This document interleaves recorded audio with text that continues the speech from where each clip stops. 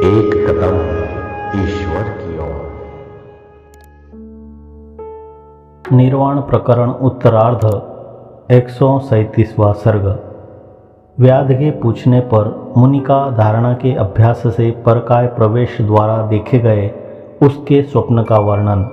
व्याध ने कहा, हे मुनि जी महाराज, यदि हिंसादि कार्य दुख का हेतु है तो दुख के विनाश में कारणभूत व्यवहार जो न कठोर है और न कोमल है कैसा है, कृपया उसे मुझसे कहिए। मुनि जी ने कहा, इसी समय बाणों के साथ धनुष का सर्वदा के लिए त्याग कर मुनिजनों के यम नियम विचार आदि आचरण की दीक्षा लेकर निर्द्वंद हो यहाँ पर निवास करो। श्री वशिष्ठ जी ने कहा, उक्त मुनि के यों उपदेश देने पर धनुष और बाणों का परित्याग कर वहीं पर उसने मुनिजनों के से आचरण अपनाए और अयाचित जो कुछ मिला था उससे अपनी गुजर करने लगा। तदुपरांत मुनियों के से आचरण वाले उसके हृदय में थोड़े ही दिनों में सारासार विवेकशीलता ने वैसे ही प्रवेश किया जैसे फूल अपनी कली के विकास आदि क्रम से होने वाली मनमोहनी सुगंध से लोगों के हृदय में प्रवेश करता है। हे शत्रुतापन महाराज दशरथ जी, इस प्रकार हृदय में विवेक का अंकुर पैदा हो जाने के बाद एक दिन उस व्याध ने महामुनि से पूछा, भगवान, प्राणियों के अंदर स्थित स्वप्न जागृत की तरह बाहर कैसे दिखाई देता है? बाहर स्थित यह जगत प्रपंच स्वप्न बनकर प्राणियों के अंदर कैसे दिखाई देता है? प्राणियों के अंदर स्थित स्वप्न किस साधन से दिखलाई पड़ता है?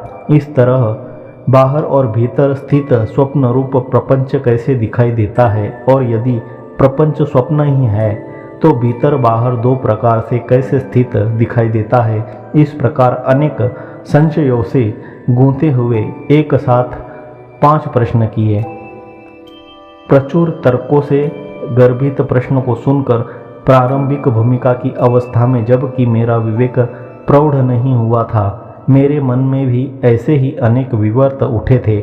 मैंने योग धारणा के अभ्यास से स्वयं परकाय प्रवेश द्वारा उसके स्वप्न आदि का पुनः पुनः अवलोकन कर अन्वय व्यतिरेक से बार बार परीक्षा करके तथ्य तक पहुंचकर उनका समाधान किया था। यह विस्तार पूर्वक कहने के लिए तीसरे प्रश्न का उत्तर देते हुए मुनि उपक्रम करते हैं। मुनि महाराज ने कहा, हे साधो, पहले आरंभ अवस्था में जबकि मेरा विवेक कोमल था, मेरे मन में भी अपने आप न जाने कहां से ऐसा ही वितर्क आकाश में बादल के टुकड़े के तुल्य उठा। उसके बाद उसका पता लगाने की इच्छा से मैंने योग क्रिया का खूब अभ्यास किया, जिससे मैं अनायास परकाय प्रवेश कर सकूं। पद्मासन बांधकर सब प्राणियों की आत्मभूत सर्वप्रसिद्ध संवित में ही स्थिर हुआ, यानी चित्त समाधि लगाई।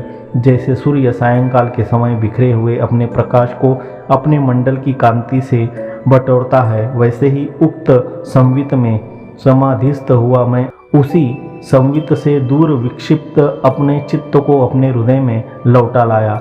मैंने प्राण के अंतर्गत चित्त की प्रेरणा से योग शास्त्र में प्रसिद्ध प्रयत्न से जो प्राण के साथ जीव के बाहर निकलने में सहायक है, जीवोपाधि चित्त के साथ प्राण को शरीर से बाहर रेचक द्वारा निकाला। बाहर आकाश में स्थित जीवोपाधि चित्त से युक्त बाहर रेचित अपने प्राण वायु को मैंने अपने सामने स्थित किसी जीव के अर्थात छात्र के मुख के अग्रभाग में स्थित प्राण में मिला दिया। मेरे प्राण से सम्मिश्रित उस प्राणी का जो प्राण था, उसने मुझे उसके हृदय के भीतर वैसे ही पहुंचाया जैसे कि भालू बिल में मुंह डालकर मुंह के वायु से अपने आहारभूत सांप को जबरदस्ती बाहर खींच मुंह में डालकर मारकर अपने पेट में पहुंचाता है। उसके हृदय में प्रविष्ट होने के बाद प्राण रूपी घोड़े से परस्पर मिले हुए उक्त दोनों प्राणों का अनुगमन कर मैं उसके देह मध्य में प्रविष्ट हो अपनी बुद्धि से संकट में फंस गया। जैसे बाह्य प्रदेश में सिंचाई के लिए छोटी बड़ी बहुत सी नहरों का जाल बिछा रहता है, वैसे ही जीव गृह में रसवाहिनी बहुत सी नाड़ियों का जाल फैला हुआ था। उक्त जीव गृह रूपी शरीर पसली रूपी पिंजड़े, प्लीहा, यकृत, रुधिर आदि के पिंडों से ठीक वैसे ही संकटाकीर्ण था जैसे कि भांडे बर्तन आदि के अंबारों से घर संकटाकीर्ण होता है। जैसे ग्रीष्म ऋतु में तपी हुई लहरों से सागर व्याप्त रहता है, वैसे ही उदराग्नि में उबलने से शल शल शब्द कर रहे गरम गरम सब अवयवों से जीवगृह शरीर घिरा था। जीवन के लिए चित्त और प्राण आदि वायु द्वारा निरंतर खींचे गए बाहर के नूतन नूतन शैत्य के नासिका के अग्रभाग के भीतर प्रवेश होने के कारण वह जीवगृह चेतनामय था। रुधिर को नाड़ियों द्वारा बांटने वाले अन्न रस कफ आदि के बहाव से वह अत्यंत बिछलर था। उसमें चारों ओर अंधकार ही अंधकार था, गर्मी भी कम न थी। अतएव नरक के तुल्य महान संकटाकुल था। 72,000 नाड़ियों में कहीं पर रुधिर रस कफ और चित्त के उदय से, कहीं पर विभिन्न अंगों में चिपकने से तथा कहीं पर संचार के सौकर्य से व्यक्त और कहीं पर मार्ग में रुकावट होने से व्यक्त न हुए प्राण आदि वायु की लीलाओं से 7 धातुओं की सत्ता और विनाश की विषमतावश वह जीव मंदिर रूप शरीर आने वाले रोगों की स्वप्न आदि में सूचना देता था। वेग के साथ खुल रहे अपान आदि वायु के छिद्रों में निकले हुए वायु से उसमें शब्द होता था तथा हृदय कमल नाल के छेद के अंदर सागर में बड़वाग्नि की तरह जठराग्नि निरंतर जल रही थी। मोहोपनिषद में कहा है, पद्मकोश प्रतीकांशम हृदयम चाप्य ध्योमुखम इत्युक्रम्य तस्याग्रे सुशिरम सूक्ष्मम तस्मिन् सर्व प्रतिष्ठितम। कोश के तुल्य हृदय का मुंह नीचे को होता है। इस प्रकार आरंभ कर उसके अंत में छोटा सा छेद है, उसमें सब कुछ प्रतिष्ठित है। उसके बीच में अग्नि की छोटी सी लूर स्थित है। चारों ओर से एकत्र हो रहे वासनामय पदार्थों से वह ऐसा ठसाठस भरा बंधा था। साक्षीभूत आत्मा के स्वभाव से अत्यंत विशद भी था। चित्त वृत्ति के भेदों से तथा प्रदेश भेदों से कहीं पर वैसे ही क्षुब्ध था जैसे कि रात में चोरों द्वारा नगर क्षुब्ध होता है, और कहीं पर अत्यंत शांत था। कोष्ठगत अन्न रस में गुड़गुड़ शब्द पैदा करने में तत्पर, अतएव नाड़ी मार्गों में गा रहे विद्याधक पथिक के सदृश इधर उधर संचार कर रहे तथा द्विमात्र एकमात्र और अर्धमात्र युक्त गति वाले वायुओं से घिरा था। मैं प्राणी के अत्यंत उबड़ खाबड़ तथा भीड़ भाड़ वाले उस हृदय में वैसे ही प्रविष्ट हुआ जैसे कि श्रेष्ठ पुरुष पुरुषों के अवयवों से ठसाठस भरे नर समूह में प्रविष्ट होता है। उसके बाद तेज स्वरूप में उसके हृदय के मध्य में उदराग्नि रूप तेज के सार को, जो समीपस्थ होने पर भी विविध नाड़ी मार्ग से प्राप्य होने के कारण दूर स्थित सा था, प्रयास से वैसे ही प्राप्त हुआ जैसे कि रात्रि में सूर्य प्रभा चंद्रमा को प्रयत्न से प्राप्त होती है। यदि कोई कहे कि वह ओज तेज सार कैसे है, तो इस पर कहते हैं, चूँकि उसके अंदर त्रैलोक्य का भान होता है, अतः वह त्रैलोक्य का दर्पण है। त्रैलोक्य स्थित पदार्थों का वह दीपक के समान प्रकाशक है। सब पदार्थों के अस्तित्व का अर्थात सत्ता संपादक है, अर्थात जीव वेशधारी परमात्मा उस तेज में रहता है। भगवती श्रुति ने भी कहा है, उसके मध्य में उत्पन्न सूक्ष्म अग्नि की लूर है, उस लूर के बीच में परमात्मा बैठा है। वह ब्रह्म है, वह शिव है, वह अविनाशी है, वह परम स्वराट है। यदि कोई शंका करे कि स एष इह प्रविष्ट आन खाग्रेभ्य इत्यादि श्रुतियों में जीव की सकल देह व्यापकता सुनने में आती है, ऐसी स्थिति में वह तेजो धातु में अर्थात ओज में ही कैसे स्थित है, इस पर कहते हैं, जैसे यद्यपि सूर्य द्वारा विकसित पुष्प में उसकी सुगंधि और शीतलता सर्वत्र विद्यमान है, फिर भी केसर से युक्त उसके मुंह में सुगंधि और शीतलता प्रवेश रूप से रहती है, वैसे ही यद्यपि सर्वव्यापी आत्मा जीव बनकर नख से लेकर शिखा तक सर्वत्र प्रविष्ट हुआ, तथापि तेजो धातु में अर्थात ओज में वह विशेष रूप से स्थित है। जैसे घड़े आदि से ढकी हुई दीप ज्योति की घड़े के छोटे छोटे छेदों से प्रविष्ट हुए वायुओं से रक्षा होती है, क्योंकि यदि छेद बिल्कुल बंद कर दिए जाए तो दीपक बुझ जाए, वैसे ही चारों ओर इंद्रियाभिमानी देवताओं द्वारा चारों द्वारों पर सुरक्षित उक्त जीवाधार ओज में अर्थात तेजो धातु में मैं चुपचाप बिना किसी के जाने बुझे प्रविष्ट हो गया। उसके उपरांत में साक्षात उक्त जीव के उपाधिभूत मनोमय विज्ञान कोश से परिवृत्त आनंदमय कोश में, जो आनंदमय कोश द्वितीया के चंद्रमा के किरणों के अर्थात चांदनी के सदृश स्वच्छ था, सफेद बादल के टुकड़े के समान मनोहर था, मक्खन के गोले के समान कोमल और दूध के बुदबुद के समान सुंदर था। ऐसा प्रविष्ट हुआ जैसे कि मनोहर गंध वायु में प्रविष्ट होती है, जैसे सूर्य चंद्रमा में प्रविष्ट होता है, अथवा जैसे दूध मिट्टी के पात्र में प्रविष्ट होता है। पूर्व स्थानों में प्रवेशवश जो थकान मुझे हुई थी वह यहाँ बिल्कुल नहीं हुई। जैसे अपने हृदय में स्थित ओज में मैं स्वस्थ रहता था, वैसे ही वहाँ पर भी स्वच्छता के साथ रहते हुए मैंने अपने स्वप्न जगत की भांति उसका स्वप्न रूप जगत भी पूरा का पूरा देखा।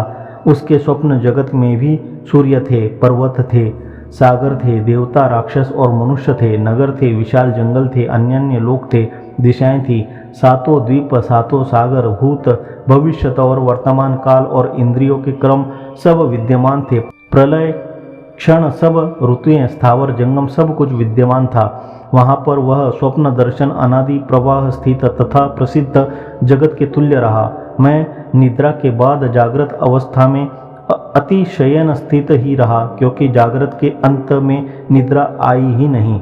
हे व्याध, मुझे नींद नहीं है, तथापि मैं क्या स्वप्न देखता हूँ, यो विचार कर रहे तदनंतर प्रबोध को प्राप्त हुए मैंने यह जाना, वह यह कि इस चित धातु रूप प्रत्यगात्मा का यह ऐश्वर स्वरूप है। यह ईश्वर आकाश रूप अपना घट रूप से, पट रूप से अथवा जगत रूप से या जीव रूप से जैसा ही नाम या रूप रखता है, स्वयं तत्त स्वरूप धारण कर जगत नाम रख लेता है। यह चित धातु रूप प्रत्यगात्मा जहाँ जहाँ है वहाँ वहाँ सर्वत्र अपने वास्तविक रूप का त्याग किए बिना ही जगत रूप अपने शरीर को देखता है। इस प्रकार स्वचित विकास मात्र जो यह जगत दिखलाई देता है उसी को लोग स्वप्न कहते हैं। हाय, यह आज मेरी समझ में आया। यदि वास्तविक विचार किया जाए तो जागृत भी स्वचित विकास मात्र ही ठहरता है, उससे अतिरिक्त नहीं, ऐसा कहते हैं। चित धातु का जो स्व विकास है वही कुछ तो स्वप्न कहलाता है और कुछ जागृत, और स्वप्न कोई भिन्न पदार्थ नहीं है। परस्पर की दृष्टि से ये दोनों ही है और अपनी अपनी दृष्टि से दोनों जागरण ही है, ऐसा कहते हैं। स्वप्न में जागृत तो स्वप्न ही है, जागृत में स्वप्न स्वप्न ही है। स्वप्न तो अपनी दृष्टि से जागृत ही है। जब इस प्रकार स्वदृष्टि से दिखाई देता है तब जागृत ही दो तरह से स्थित है। तब मृत्यु स्वप्न और जागृत से अतिरिक्त क्या है, इस पर कहते हैं। हे महामते, मृत्यु नाम की कोई वस्तु है ही नहीं, क्योंकि पुरुष चिन्मात्र है। वह हजारों शरीरों के मरने पर भी कब मरा, किसका मरा, कैसे मरा, यो तीनों प्रकार से वह प्रसिद्ध नहीं है। कल्पना करके शरीर और उसके मरने की बात कही, वास्तव में न शरीर है और न उसका मरण ही है, ऐसा कहते हैं। वह चिन्मात्र आकाश ही है, असीम और अखंड। वह भ्रांतिवश देहवत विकास को प्राप्त होकर मूर्त अमूर्त आकार से स्थित है। अमूर्त आकार स्वभाव नित्य अनंत उदित चिद्रूप परमाणु का सार ही भ्रांतिवश जगत कहा गया है। चिदाकाश के उदर में सकल अनुभवाणु वैसे ही प्रतीत होते हैं जैसे कि अवयवी के विचित्र रूप रेखा वाले अवयव प्रतीत होते हैं। जागृत का भोग कराने वाले कर्म के क्षीण होने पर बाह्य से अर्थात जागृत से निवृत्त होकर जीवाधार हृदय में स्थित हुआ जीव बाह्य संस्कार के अनुरोध से अपने स्वरूप को ही यह बाह्य स्वप्न सृष्टि है, ऐसा समझता है। जिस समय चित्त बहिर्मुख होता है उस समय यह जीव अपने जागृत संज्ञक विकसित रूप को देखता है। जब चित्त अंतर्मुख होता है तब यह जीव अपने रूप को स्वप्न रूप देखता है। एकात्मक ही जीव बाहर और भीतर अंतरिक्ष, पृथ्वी, वायु, आकाश, पर्वत, नदियां और दिशा के रूप से व्याप्त होकर स्थित है। जैसे सूर्य सूर्यमंडल में स्थित होकर भी अपनी आभा से यहाँ भी स्थित है, वैसे ही जगत रूप जीव बाहर और भीतर स्थित है। अतएव सर्वात्मता के वास्तविक होने के कारण उसी के परिज्ञान से ही, यानी मैं सर्वात्मक हूँ, इस प्रकार के ज्ञान से ही मुक्ति होती है, ऐसा कहते हैं। चिदात्मक मैं ही भीतर स्वप्न और बाहर जागृत हूँ। यदि ऐसा यथार्थ बोध हो जाए तो क्रमशः प्रथम द्वितीय आदि भूमिकाओं के परिपाक से वासना विहीन होकर मुक्त हो जाता है। यद्यपि यह जीव अच्छेद्य है अर्थात छेदन भेदन के योग्य नहीं है और अदाह्य है अर्थात जलाने के योग्य नहीं है, तथापि अपने को अन्यथा जानता हुआ द्वैत संकल्प रूपी यज्ञ के बालक के समान मोह को प्राप्त होता ही है। अंतर्मुख जीव अंतरात्म रूप अपने को अंतर्जगत रूप में देखता हुआ स्वप्न और बहिर्मुख जीव आत्मा को बाहर जगत रूप में देखता हुआ स्वयं ही जागृत होता है। वैसे ही इसके स्वप्न और जागृत है। प्रसंगतः सुषुप्ति और तुर्य का तत्व जो पूछा नहीं गया था कहते हैं। इस तरह जागृत और स्वप्न के तात्विक स्वरूप का विचार कर रहे मेरे मन में सुषुप्ति का क्या स्वरूप होगा ऐसी मति उदित हुई। इसलिए मैं सुषुप्ति की खोज में प्रवृत्त हुआ।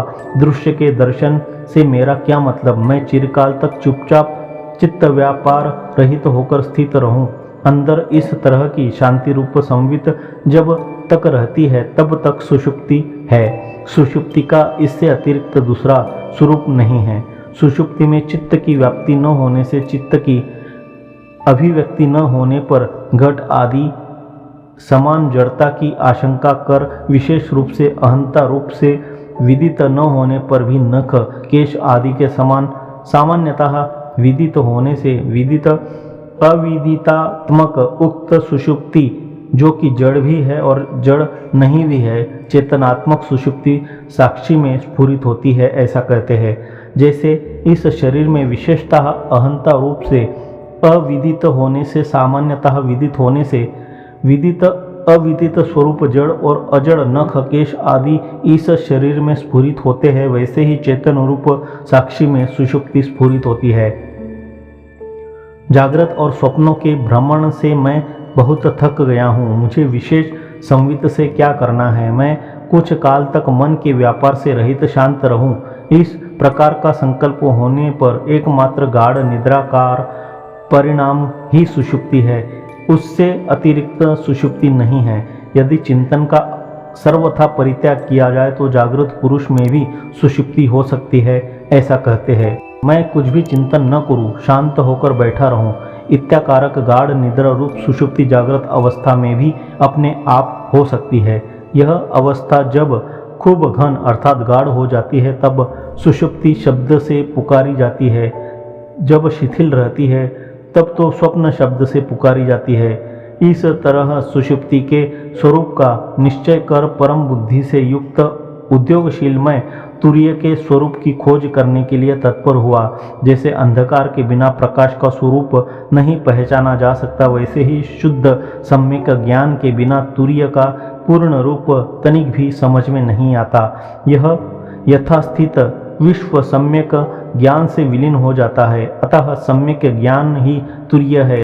सम्यक ज्ञान में विलीन हुए विश्व की आत्यंतिक अविलीनता यथास्थित रहती है, यानी विश्व अपने यथार्थ रूप में हो जाता है, कुछ विलीन भी नहीं होता। इसलिए यथास्थित जगत के साथ स्वप्न, जागृत और सुषुप्ति ये तीनों अवस्थाएं तुर्य में अंतर्भूत है। वास्तव में ये कुछ भी नहीं है, जगत कारण से उत्पन्न नहीं है, किंतु शांत अजन्मा ब्रह्म ही इस प्रकार जगत रूप से स्थित है। यह बोध ही तुर्यता है। उक्त का ही पुनः वर्णन करते हुए प्रकरण का उपसंहार करते हैं। अद्वितीय ब्रह्म में सृष्टि के जन्म कारणों का संभव न होने से सृष्टि अतिरिक्त रूप से उत्पन्न नहीं होती, किंतु चित्त के जगताकार चेतन ने ही स्वभावतः स्वयं सर्ग संवित वैसे ग्रहण की है जैसे कि जल द्रवता ग्रहण करता है। 137वां सर्ग समाप्त।